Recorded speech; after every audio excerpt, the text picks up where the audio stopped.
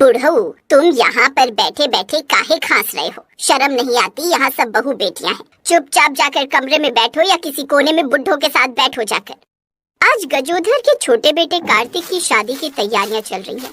गजोधर कुछ बोल नहीं पाता और चुपचाप घर के बाहर निकल जाता है। ये बुढ़ा हमेशा मेहमानों के सामने हमारी बेइज्जती कराया करता है। मैंने इतना बोल दिया कि कमरे में बैठो जाकर, तो इतने में घर से बाहर चला गया ये बुढ़ा। इतने में वहाँ पर बड़ा बेटा विनोद और छोटा बेटा कार्तिक आ जाते हैं। अरे माँ, पिताजी को बार बार इस तरह क्यों डांटती रहती हैं? उन्हें कैसा लगता होगा? वो इस घर के मुखिया हैं। सबके सामने इस तरह उन्हें डांटोगी तो उन्हें खुद पर शर्म आने लगेगी। अच्छा, तो तुम लोग भी अपने बाप की साइड लेने लगे हो आजकल। ठीक है, मैं ये कोने में जाकर बैठ जाती हूँ, फिर देखती हूँ सारा काम कैसे होता है। विनोद और कार्तिक की माँ माया विनोद के इतना बोलते ही गुस्सा हो जाती है और खुद को कमरे में बंद कर लेती है। सब लोग दरवाजा पीटते रहते हैं, लेकिन वो दरवाजा नहीं खोलती और ना ही कुछ बोलती है। आपको माँ जी से इस तरह बात नहीं करनी चाहिए थी। अब ऐसा कीजिए, दरवाजा तोड़ दीजिए, वरना कहीं माँ जी कुछ गलत न कर बैठे। नीलम, तुम सही कह रही हो। कार्तिक, जरा पीछे हटना, मैं दरवाजा तोड़ता हूँ। विनोद 5 कदम पीछे जाता है और भागकर दरवाजा तोड़ने ही वाला होता है, लेकिन जैसे ही वो दरवाजे को छूता है वैसे ही उसकी माँ अंदर से दरवाजा खोल देती है और विनोद दरवाजे के अंदर जाकर दीवार से भिड़ जाता है और उसे चोट लग जाती है। तुम सब लोग अपने बाप पर ही गए हो। थोड़ी देर बाथरूम में जाकर हल्का क्या होने लगी, तुमने तो दरवाजा ही तोड़ दिया। कल शादी है, शादी से पहले इतना बड़ा अपशगुन कर दिया तुम लोगों ने। अब कोई ना कोई गड़बड़ तो शादी के बाद जरूर होगी। माँ जी, आप ऐसा क्यों बोल रही हैं? ऐसा कुछ नहीं होगा। तू तो चुप ही कर बहू, ये मेरा घर है और यहाँ सिर्फ मेरी चलेगी। मुझे आज के जमाने की सास मत समझ लेना जिसे तू दबा ले जाएगी। ठीक है माँ जी, अब हम लोग कुछ नहीं बोलेंगे, जैसा आप कहेंगी वैसा ही होगा। अब चलिए शादी की तैयारी करते हैं, कल बारात निकलनी है कार्तिक की। देवर जी को थोड़ा समझा देती हूँ। अगले दिन कार्तिक बारात लेकर प्रियंका के घर पहुँच जाता है। सब लोग डांस कर रहे होते हैं।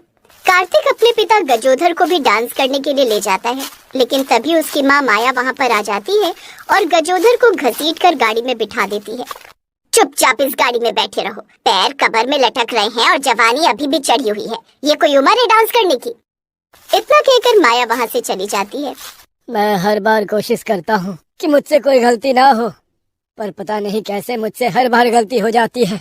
शादी की सभी परंपराएं आगे बढ़ने लगती हैं और वरमाला का समय आ जाता है। वरमाला के बाद सभी रिश्तेदार फोटो खिंचवाने के लिए दूल्हा दुल्हन को आशीर्वाद देते हैं। गजोधर को भी कार्तिक स्टेज के ऊपर ले जाता है, लेकिन माया उसे धक्का देकर वहाँ से भगा देती है। नई नवेली दुल्हन यानी नीलम की देवरानी प्रियंका को ये सब देखकर अच्छा नहीं लगता है। खैर, विदाई हो जाती है और प्रियंका अपने ससुराल आ जाती है। कार्तिक, ये तुम्हारे सगे पिताजी है ना? हैं? प्रियंका, ये तुम कैसे सवाल कर रही हो? मैं जब से यहाँ पर आई हूँ, यहाँ तक कि शादी के दिन भी, मैं देख रही हूँ कि ससुर जी की बिल्कुल इज्जत नहीं है इस घर में। माँ जी जब देखो तब बहुत बुरी तरीके से उन्हें लताड़ देती हैं। ये उनका रोज का काम है, धीरे धीरे तुम्हें आदत पड़ जाएगी। मैं ससुर जी से बात करती हूँ। तुम कुछ ऐसा वैसा मत कहना उनसे, जैसा चल रहा है चलने दो। आप परेशान मत हो, मैं इतनी समझदार हूँ, मैं सब संभाल लूंगी। इतना कहकर प्रियंका अपने ससुर गजोधर के कमरे में चली जाती है। आप अपने ही घर में इतना सब कुछ क्यों बर्दाश्त करते हो? कुछ न कुछ करना पड़ेगा, वरना इस तरह का माहौल अच्छा नहीं होता। आने वाले बच्चों पर क्या प्रभाव पड़ेगा? प्रियंका, तुम इन सब चक्करों में मत पड़ो, ये तो मेरा रोज का काम है। प्रियंका और गजोधर चुपके चुपके बातें कर रहे होते हैं। तभी दूर से माया सब कुछ सुन लेती है और उसके कमरे में आ जाती है। ये सब क्या हो रहा है? तुम्हारी जवानी गई नहीं है अभी तक। नई नवेली बहू से अकेले अकेले कमरे में चुपके चुपके क्या बातें कर रहे हो? कोई चक्कर चल रहा है क्या? बुढ़ऊ, तुमको लेकर तो मैं परेशान हो गई हूँ। अरे माँ जी, आप तो अंतर्यामी निकली। हम दोनों के बीच चक्कर चल रहा है, ये आपको कैसे पता चला? खैर, शाम तक कुछ और भी पता चलने वाला है आपको। इतना कहकर प्रियंका अपने ससुर गजोधर को लेकर वहाँ से चली जाती है। तभी प्रियंका एक बार रुकती है और पीछे पलट कर बोलती है, आपको ससुर जी से बहुत ज्यादा तकलीफ होती है ना, इसलिए मैं इन्हें लेकर अपनी बुआ के घर जा रही हूँ। यहीं पास में ही रहती हैं। इनका भी मन बहल जाएगा और आपको भी थोड़ा सुकून मिल जाएगा। इस तरह से प्रियंका अपने ससुर गजोधर को लेकर वहाँ से चली जाती है। रात हो जाती है और माया अपने बेटे से कहती है, रात हो रही है कार्तिक, तेरी नई नवेली दुल्हन अभी तक गायब है, तुझे खबर है या नहीं? अरे माँ, प्रियंका अकेले नहीं गई है, वो पिताजी के साथ अपनी बुआ के घर गई है। अभी आती होगी। पिताजी साथ है तो किस बात की टेंशन?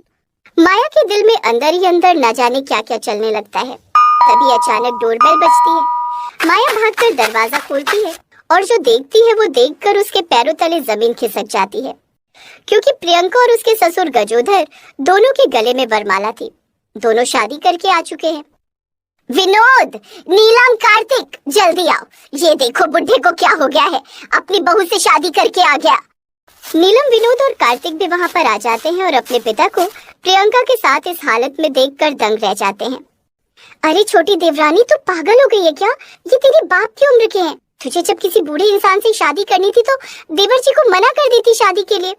मुझे गजोधर जी पहले से ही बहुत पसंद है। मैं गजोधर जी तक पहुंच सकूं, इसीलिए तो मैंने कार्तिक से शादी की और मुझसे बकवास करने की कोई जरूरत नहीं है। मेरे पिता एक जज हैं, मेरी माँ एक सरकारी वकील और मेरा भाई एक आईपीएस ऑफिसर है। तुम लोग मेरा कुछ नहीं कर सकते। पैसों के लालच में सासू माँ ने हमारे परिवार से रिश्ता तो कर लिया, अब भुग तो सब लोग।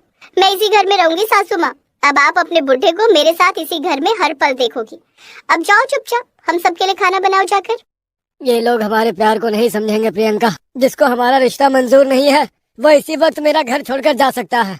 इतना कहकर गजोधर प्रियंका का हाथ पकड़ता है और अपने कमरे में उसे लेकर चला जाता है। कार्तिक को कुछ समझ नहीं आता। शाम को कार्तिक के पास उसकी भाभी नीलम आती है। देवर जी, आप परेशान ना हो। ये बात अगर घर से बाहर गई तो हमारे परिवार की बदनामी होगी। तो अब मैं क्या करूं भाभी? मैं भी दूसरी शादी कर लूं क्या? इतने में कार्तिक का फोन बजने लगता है। उसकी सास का फोन है।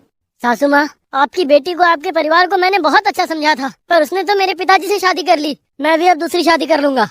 ऐसी गलती भी मत करना कार्तिक, वरना पूरा परिवार पूरी जिंदगी जेल में सड़ते रहोगे। मेरी बेटी आजाद है, वो जो चाहती है वही करती है। इतना कहकर कार्तिक की सास फोन काट देती है। कार्तिक रोने लगता है। मेरी तो जिंदगी ही बर्बाद हो गई भाभी। कार्तिक, मेरी देवरानी बहुत अच्छी है और दमदार भी। भाभी, आप भी प्रियंका की तारीफ कर रही हो? तुम बहुत भोले हो देवर जी। सुनो फिर। नीलम उसे सारी बात बता देती है। देखो कार्तिक, तुम प्रियंका को गलत मत समझो। उसके घर में सभी लोग कानून के रखवाले हैं, इसलिए ऐसे लोग जहाँ भी गलत होते हुए देखते हैं उसे सुधारने के लिए वो लोग किसी हद तक जा सकते हैं। मैं कुछ समझा नहीं भाभी। मेरी देवरानी जो भी कर रही है मुझे बताने के बाद ही कर रही है। ससुर जी के साथ मिलकर वो सिर्फ शादी का नाटक कर रही है। कार्तिक ये सब सुनकर हैरान हो जाता है। नाटक? प्रियंका पिताजी से शादी का नाटक क्यों कर रही है? 1-2 दिन में सब पता चल जाएगा। इसी तरह 2-3 दिन बीत जाते हैं और प्रियंका माया पर बहुत जुल्म करती है। उससे सारा काम करवाती है, गजोधर के पैर पकड़ने तक मजबूर कर देती है। तब जाकर गजोधर का खोया हुआ सम्मान और आत्मविश्वास लौट आता है। लेकिन इस सब के बाद माया बहुत बीमार पड़ जाती है और बिस्तर पर लेट जाती है। मैं मरने वाली हूँ। कहते हैं ऊपर वाला हर किसी को उसके कर्मों का फल इसी जन्म में दे देता है। मैंने अपने पति की कभी इज्जत नहीं की, इसलिए आज मुझे अपनी सौतन देखनी पड़ी। अंतिम समय में मैं आप सभी से माफी मांगती हूँ। माया अपने पति गजोधर से और बाकी सभी से माफी मांगती है। तभी वहाँ पर प्रियंका के माता पिता भी आ जाते हैं।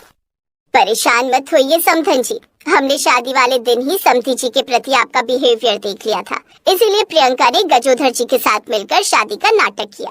आदमी एक घर का पिलर होता है, आदमी एक घर को अपने कंधे पर उठा लेता है, इसीलिए कभी भी उसे इंसल्ट नहीं करना चाहिए। लेकिन समधन जी, आप तो इंसल्ट पर इंसल्ट किए जा रहे थे, इसीलिए मेरी बेटी को ये स्टेप लेना पड़ा।